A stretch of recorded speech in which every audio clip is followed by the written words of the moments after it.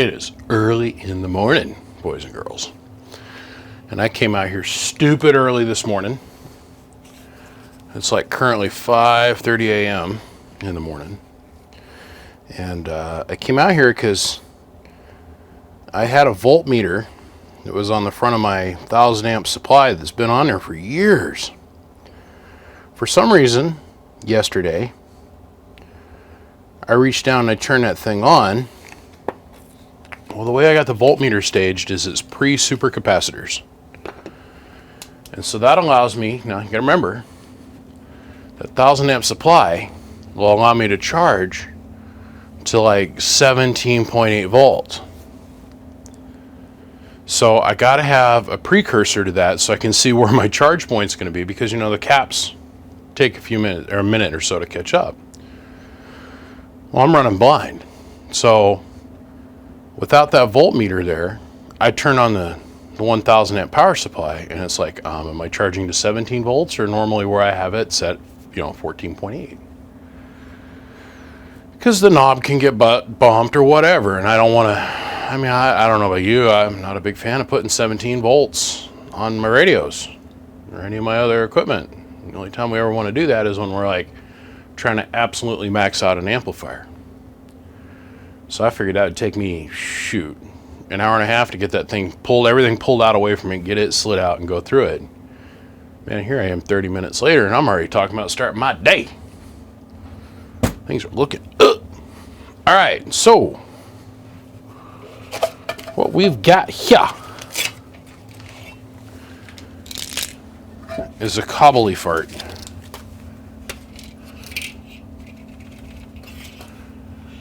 What do we mean by that? Well, this is cobbled together and it's all made of farts. Cobbly fart. We're all familiar with that technical term. This is, shockingly enough, no, don't grab that. You'll regret it. Oh, and you're going to regret that. And, oh, shit, you're going to regret this. Okay. Let's go take a look for what we've got going on here. In a wild world of sound here on BBI's workbench.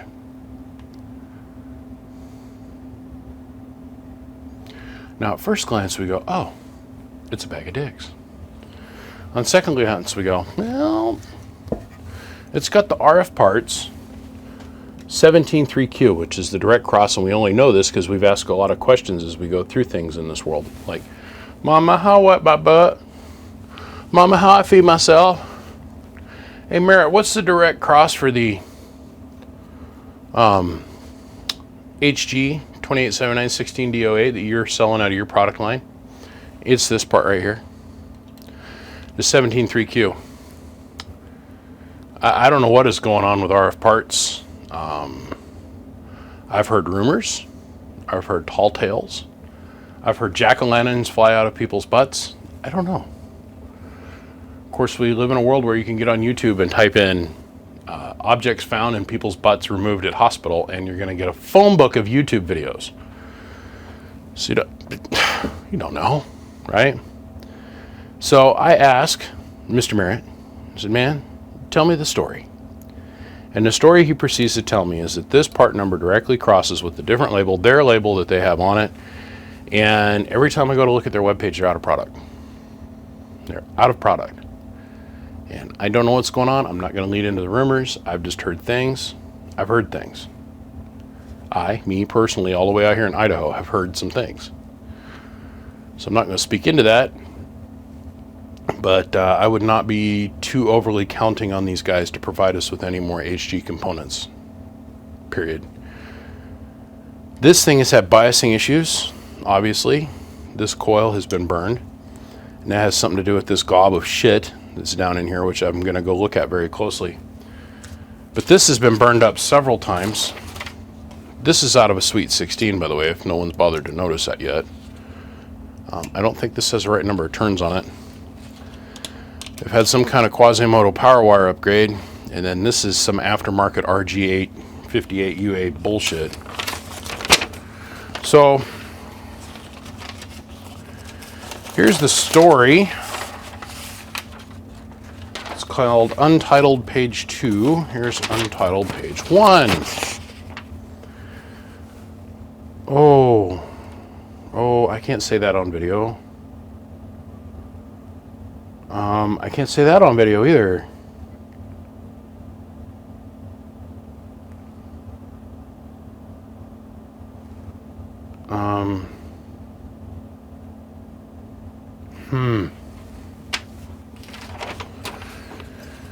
Okay, so Mr. R tells me, his actual first name is Mr. N, but his handle starts with an R.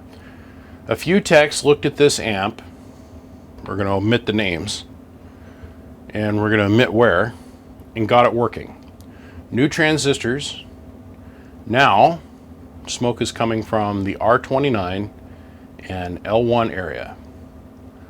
I would like a power wire upgrade and amp to be able to be used on sideband. I'm enclosing the original Toshiba 2879s. Check them for me, let them know if they are still good. Please make a video if possible. Please contact me. Well, we already checked the 2879s that come from the other repair shop. Now I know this guy that he sent this to, me personally. This is not his handiwork. You see this here? That's like a plastic bag of some kind. They've slid underneath here to keep something from in here shorting. This would never leave their shop this way. This would never leave we're talking this a big company. I'm just not saying any names. I know this guy personally, he sent it to. And I don't know. The Toshibas that were in this were good. And I told him that unless this was some major heart attack repair, that we would go through this and make this straight. He's saying this is smoking. And he's saying this is smoking. So, I have a feeling that these are still good and this is still good. I wonder why we got mini coax here and then we got junk ball shit wax coax going on here. Power wires are all melted. I don't know. Let me fix some things. Let's take a look at it. So, if we go down in here and we looked, we found a little tiny piece of solder. It was right down in here. And that was the cruxus of our problem.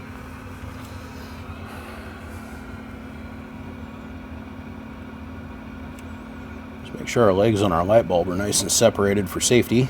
Okay, because that light bulb runs off our bias supply, which comes up here. Okay, so light bulb legs are attached here. You know what? Listen, you piece of junk. Okay, so our bias voltage comes up here. So it starts off over here in this corner. It goes through this choke here.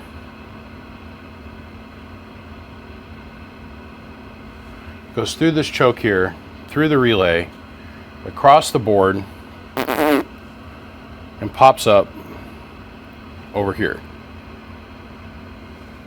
Okay? If there's any kind of debris or anything that's right in this area, it'll cause a short. This choke won't get hot, but this one over here by the relay would turn up into a pyre of smoke. Happens every time. Either that or from multiple solderings over here, it'll drip through the board and it'll short to the case. Well, we got that plastic liner somebody put underneath here.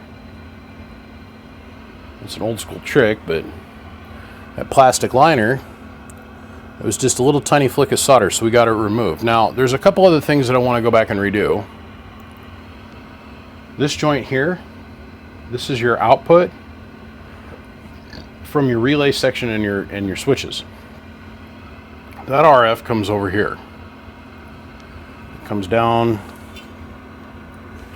here to this trace. Where it needs to actually technically go, be careful where I stick my screwdriver, is to this trace here. But we've got it hooked up to this trace, but then we've got this little tiny jumper that's right here that's holding the whole mess together. And that's what all of our input RF is passing through. So if you ever choose to drive this with, like, let's say, I don't know, a 50 or 100 watt radio, it's all got to go through that joint. I don't like that, okay? There's a bunch of little small solder things in here that I'm not a big fan of. So we're going to go ahead and change those. But to prove the point,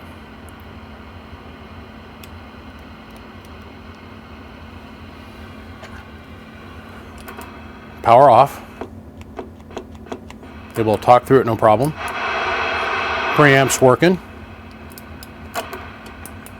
All our different modes are working. Hello. 1, 2, 1, 2, 1, 2, 1, 2. We got about 550 watts. But nothing's getting hot, nothing's catching on fire. Let's run our dead key up there a little bit. We'll make about a 200 watt carrier. That's a 1,000 watt slug in peak, of course. 1,000 on average. 5 watt slug in reverse. Hello, hello, hello, hello, hello, hello. Hello. Now, our shortcoming in power between the last Texas Star and this one is going to be all the minutia in the box. Minutia in the box? Kind of like a dick in a box. Is this garbage here, which it's showing me a good pass-through tune. I just don't trust this shitball coax for nothing. So we're going to put 316 DX in there, or DS. We're going to replace this gobbledygook. We're going to bypass our fuse holders. We're going to upgrade our wire coming into the case. Now, this thing has had some problems in its life, obviously. We got a silver plated, but not Teflon center conductored SO. And then out of like a Palomar, we've retrofitted yet another SO. So it's all the little details we've got to go in here and change now. And let's see if we can get another 100 and 150 watts out of this thing with our 20 watts worth of drive. We see 600 out of this thing, we know it's right. I mean, internally, this is not going to be the sexiest box on the face of God's green earth. It'll never be that. There's been too many fingers in the cookie jar, too many fingers balls deep, knuckle deep inside Marianne for it to be that way. But we're going to give it a good shout. Now, the bones of this are fairly decent. I mean, we're working. Everything on here is technically working the way it sits. Now we're going to take the turd, we're going to polish a little bit. We're going to take that nice, crappy aluminum foil ball and we're going to make it pretty. So we all want to put our hands on it and play with our boobies. Kind of like a boob job on a 50-year-old woman that's had like 6 kids. Well, them suckers are hanging down there like biker boobies, okay? We get them things lifted, some silicone put in them, all of a sudden all the boys at the bar want to play with them. Again. Because you know that she's let them all play with them before. So let's go ahead and let's get this cleaned up, and we'll see where we end up. I'm fine with leaving this combiner in here. We could go back and go to a smaller one like this here, this splitter. It's not really necessary. In theory, this would be an upgrade because this is designed to handle more power. Almost double what this box can put out. So I'm fine with leaving this here. There's just a bunch of little things I want to go through and change and make it just a little, just tweak the turd just a little bit better.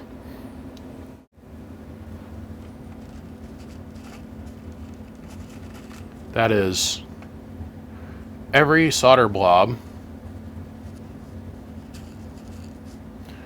and flick of shit that I picked out of the inside of this box that was shorted to something else or laying across multiple traces or was just floating out, hanging loose inside the SAM. And remember, it was working. See, shitty work like this is what causes a lot of these problems. Got parts burning up because shit's shorting out. It might not short out on the bench, but if your builder, repair guy, whoever, isn't willing to clean up after himself as he goes, you end up having problems like this. So let's slide this out of the way for the minute. And if your builder slash repair guy isn't willing to like fix his parts after he hits them with a soldering iron, you end up having problems like this.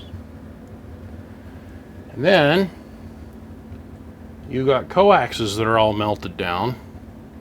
We got to put tape on them to keep the ends from all melting together. You end up having problems too. And then you got power wires that are like, this is a piece of Romex. Or not Romex, but threaded, or not threaded, but hard drawn copper for your home line. It's like 6 gauge. Won't allow anything to flex. So let's take this piece of shmoo out of the way. Let's come over here and let's look at what we built up for you.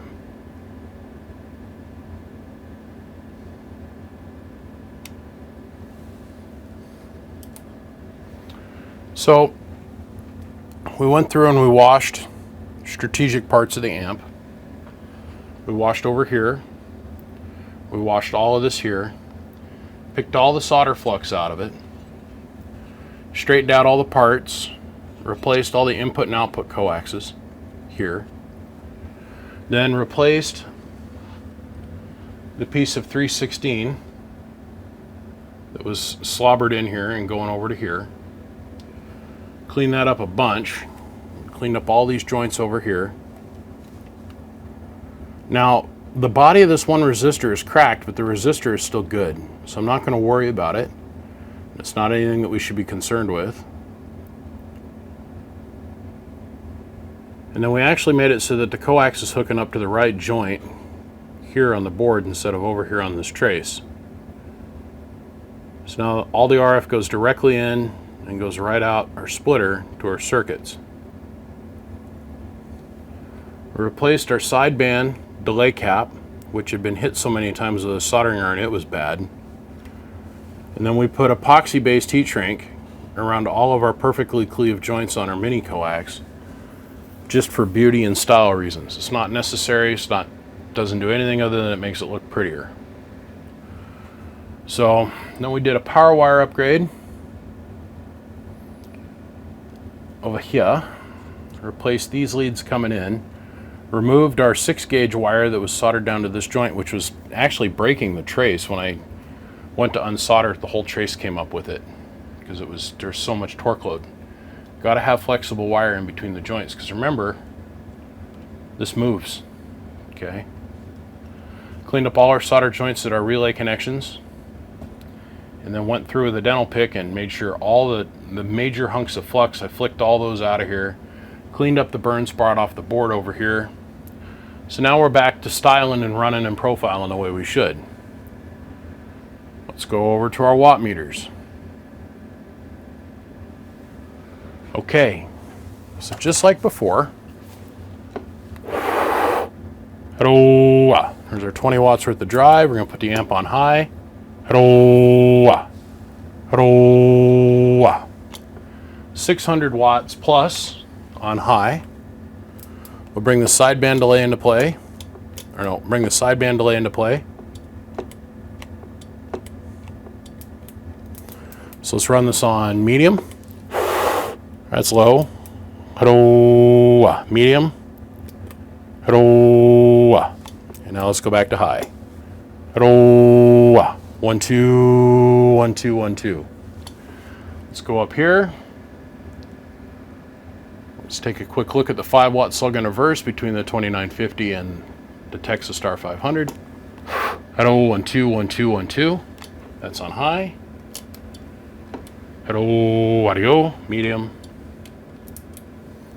low. Whoa, low. Hello, audio. Perfect SWR all the way around. This thing runs exactly the way it should.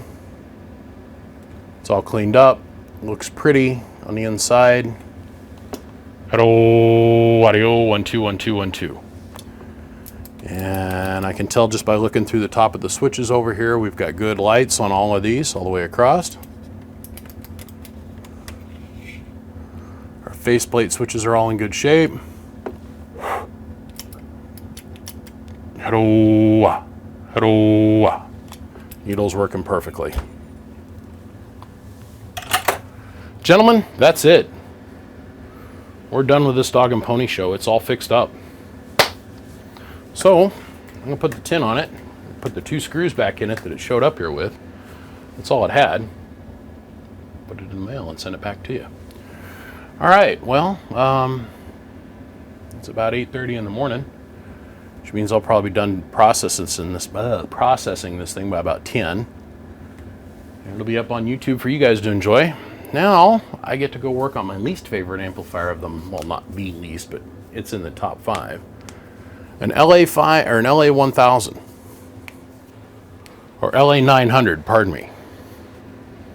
Them cock for jobs, man. They were groundbreaking in their time, but man, are they a pain in the ass to take apart. So we'll see what this one brings us, gentlemen. Okay, so let me jump in here. I'm going to have to splice this in after the fact. I get on the phone with the guy this morning and I tell him, hey dude, amp's all done, good to go. And he goes, great, sell it. I'm like, what? He goes, sell it. I'm like, what? He goes, yeah, I thought we were going to sell it. Now, I remember I spoke to this guy on Sunday, right? Today is what?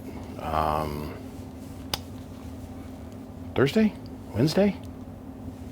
What is today? Shoot, what is today? Thursday. Wow, all right. Today's Thursday. I've slept since then, done with a couple different things since then. So guess what? This box for sale, I want $500 for it. Plus the ride, which is, these things fit perfectly inside of a flat rate box. I can add a fan to this if you'd like. 4 screws, decent tin, everything in it works, as you guys have seen. First one to me with the money gets it. That's simple. I mean, it's that simple. Guys, thank you. Once again, big shout out to Excess Power, big shout out to Siglant, big shout out to Bird, big shout out to Coaxial Dynamics, and a big shout out to all of you guys. Like I said, $500, it's yours. Gentlemen, I'm going to run and go do other things. Appreciate every single one of you. I'll see you. Bye-bye.